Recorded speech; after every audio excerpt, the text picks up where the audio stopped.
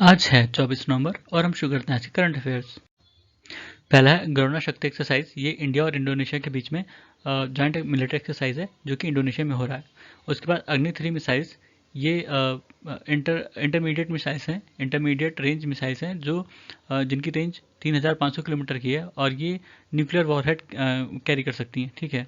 उसके बाद Tenzing Norgay national adventure award 2021, ये ministry of youth affairs and sports ने दिया। उसके बाद मिशन अमृत सरोवर। मिशन अमृत सरोवर के तहत 5000 अमृत सरोवर बनाने हैं 15 अगस्त 2023 तक। ठीक है। ये शुरुआत की गई थी 24 अप्रैल 2022 में और अभी एक रिपोर्ट में बताया गया कि 25,000 अमृत सरोवर बनाए जा चुके हैं पिछले 6 महीनों में। ठीक है।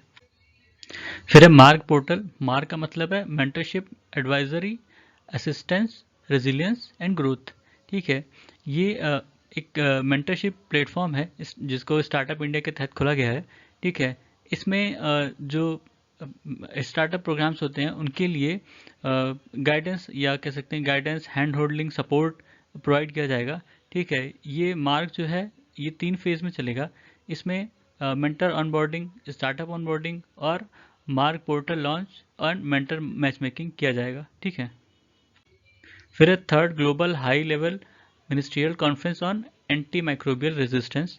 इसकी थीम थी the AMR pandemic from policy to one health action. Antimicrobial resistance क्या होता है? एंटी माइक्रोबियल जैसे कि एंटीबायोटिक्स, एंटीवायरस, एंटी फंगल और एंटी पैरासाइटिक मेडिसिन जो होती हैं, ठीक है, वो जब मतलब इंसानों का जो इन्फेक्शन होता है उस पर काम करना बंद कर देती हैं। ठीक है। तब इसको एंटी माइक्रोबियल रेजिस्टेंस कहा जाता है। एंटी माइक्रोबियल रेजिस्टेंस बेसिकली जब बैक्टीरिया, वायरस, फंगी ये सब जो हैं वो मतलब अडेप्ट कर लेते हैं उस मेडिसिन को और वो मेडिसिन उन पर असर नहीं करती है। ठीक है। तो उनसे जो इन्फेक्शन होता है उसको ट्रीट करना मुश्किल हो जाता है, उसी को ही एंटी माइक्रोबियल रेजिस्टेंस कहते हैं। फिर एंटी माइक्रोबियल रेजिस्टेंस को कम करने के लिए इंडिया ने कई सारे इनिशिएटिव्स लिए हैं, जैसे national action plan on antimicrobial resistance, जो कि जब WHO ने अपना global action plan on AMR launch किया था उसके 2 साल बाद 2017 में इंडिया ने नेशनल एक्शन प्लान लॉन्च किया था। ठीक है। इसको national centre for disease control द्वारा इम्प्लीमेंट किया जाता है। और एक रेड लाइन कैंपेन कुछ दवाओं के पीछे एक लाइन खींची रहती थी। ठीक है। जो रेड लाइन खींची रहती थी और उसका मतलब होता था कि इन दवाओं को बिना डॉक्टर के प्रिस्क्रिप्शन के नहीं लेना है। ठीक है। ताकि जो मतलब कई बार होता है कि कुछ भी होता है तो लोग एंटीबायोटिक मेडिसिन लेना शुरू कर देते हैं। ठीक है। तो इसका उद्देश्य था कि इनकी कंजम्पशन को कम करना या जब ज़रूरत हो तभी इसका कंजम्पशन करना। ठीक है। फिर है नेशनल गोपाल रत्न अवार्ड। इसको ministry of fisheries, animal husbandry and dairying द्वारा दिया जाता है। राष्ट्रीय गोकुल मिशन ये दिसंबर 2014 में शुरू किया गया था, national programme for bovine breeding and dairy development के तहत। ठीक है। इसका उद्देश्य था कि जो देसी गाय हैं उनको डेवलप और कंजर्व किया जाए। ठीक है। इसमें कई सारी दो एजेंसीज इन्वॉल्व हैं, department of animal health and husbandry और जो स्टेट इम्प्लीमेंटिंग एजेंसीज हैं। ठीक है। फिर हैं गुरु तेग बहादुर जी। गुरु तेग बहादुर सिख धर्म के 10वें गुरु थे और इनका जो ओरिजिनल नाम था वो त्यागामल था।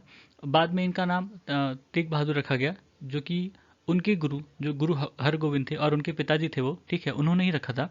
और गुरु तेग बहादुर के जो बेटे थे गुरु गोविंद सिंह, ठीक है, वो 10वें गुरु बने। ठीक है। गुरु तेग बहादुर जी ने आनंदपुर साहिब की स्थापना की थी पंजाब में और यहीं पर जो आखिरी 2 गुरु थे यहीं पर रहते। गुरु गोविंद सिंह जी ने वहाँ पे खालसा पंथ की स्थापना की थी 1699 में। ठीक है।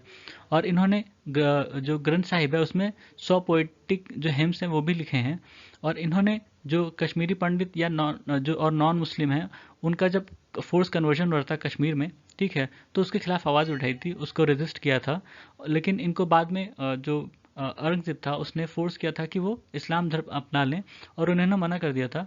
तब 1675 में इनका सर कलम कर दिया था यही दिल्ली में। ठीक है। जिस जगह पे कलम किया था सर उसको कहते हैं सीसगंज साहिब, मतलब वहाँ पर एक गुरुद्वारा बनाया गया था सीसगंज साहिब। और जो गुरुद्वारा रकाबगंज साहिब है वहाँ पर उनकी बॉडी को क्रिमेट किया गया था। ठीक है। तमिलनाडु ऐसा पहला स्टेट बना इंडिया में जिसने अपने यहाँ डायरेक्टर जनरल ऑफ ऑडिट बनाया है, जो उसके यहाँ के सारे ऑडिट डिपार्टमेंट्स को देख रेख करेगी। ठीक है। उसको देख रेख करेगी। इसका काम है कि मतलब इसका उद्देश्य है कि जो जिनके यहाँ इंटरनल ऑडिट्स होते हैं, ऑडिट डिपार्टमेंट होते हैं, उनको कैसे स्ट्रीमलाइन और स्ट्रेंथन किया जाए। ठीक है। ये 3 प्रोसेस के थ्रू मतलब अपॉइंटमेंट होगा इनका 3 तरह से। एक पहला Indian audit and account services द्वारा, या इंडियन एडमिनिस्ट्रेटिव सर्विस से जो मतलब जो तमिलनाडु कैडर के आईएएस हैं, ठीक है, उनसे, और तीसरा लेटरल एंट्री के थ्रू। फिर है निगमा सेक्ट। निगमा सेक्ट की स्थापना गुरु पद्म संभावा ने की थी 8वीं शताब्दी के आसपास, ठीक है। ये तिब्बतन बुद्धिज्म का सबसे पुराना और दूसरा सबसे बड़ा सेक्ट है, ठीक है। ये पद्म संभावा के जो टीचिंग्स हैं उन्हीं के ऊपर एम्फेसाइज करती है ज़्यादातर। और वहाँ पे तिब्बतन स्कूल में 4 स्कूल हैं, ठीक है। तो तिब्बतन बुद्धिज्म में वहाँ पे 4 स्कूल हैं, निगमा, काग्यू, साक्या और गेलुग, ठीक है। और ये सेक्ट निगमा सेक्ट है, ये तिब्बत, भूटान, लद्दाख, सिक्किम और हिमालय के अदर जो बुद्धिस्ट पॉकेट्स हैं वहाँ पे पाए जाते हैं, ठीक है। फिर है loan right of. Loan right of एक तरीका होता है जिससे बैंक अपने एनपीएस को कम करती है, ठीक है। इसमें जो बैंक की बैलेंस शीट होती है वहाँ से जो ये एनपीए के लोन होते हैं वो हटाए जाते हैं। हटाए जाने का ये मतलब नहीं कि वो उनको नहीं पे करना है, जो बोरोवर है, बोरोवर का अभी भी पे करना है, बस वो एसेट की कैटेगरी में नहीं काउंट होते। जब बैंक्स लोन देती हैं किसी को तो वो बैंक का एसेट होता है, ठीक है।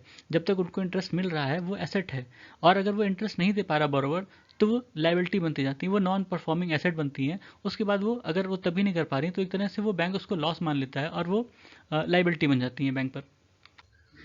लोन राइट ऑफ का मतलब ये नहीं कि लोन वेवर है। लोन वेवर में जो लोन दिया जाता है उसको एकदम से मान लिया जाता है कि हमने लोन दिया ही नहीं है इसलिए इनको लोन चुकाना नहीं है, ठीक है। लेकिन लोन राइट ऑफ में क्या होता है कि वो सिर्फ बैलेंस शीट से हटाया जाता है, लेकिन जिसने अभी बोरो किया है उसको अभी भी पे करना है, ठीक है। और बैंक अपने अलग अलग तरीके अपनाती है उसको पे करवाने के, ठीक है। जैसे जो कोलेटरल प्लेज होता है उसको उसके थ्रू रिकवर करने की कोशिश की जाती है लोन को, ठीक है। तो ये था आज का हमारा करंट अफेयर। सुनने के लिए धन्यवाद।